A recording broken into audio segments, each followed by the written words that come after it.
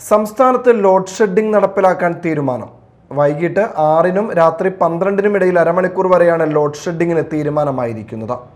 KEB ഉന്നതതല യോഗത്തിലാണ് തീരുമാനം.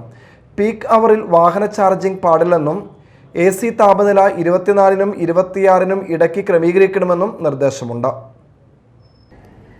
വൈദ്യുതി ആവശ്യകതയിലുണ്ടായ അപ്രതീക്ഷിതമായ വർധനയാണ് പ്രതിസന്ധിക്ക് കാരണമെന്ന് യോഗം വിലയിരുത്തി. സംസ്ഥാനത്തെ വൈദ്യുതി ആവശ്യകതയുടെ വളർച്ചാ നിരക്ക് പരിശോധിച്ചാൽ പ്രതിവർഷം ഉണ്ടാകുന്ന ശരാശരി വർധനയേക്കാൾ വളരെ കൂടുതലാണ് ഇക്കൊല്ലം ഉണ്ടായിരിക്കുന്നത്.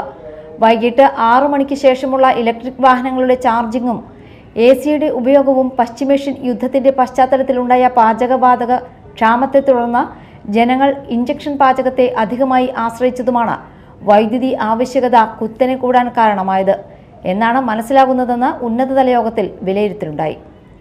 News desk, media time.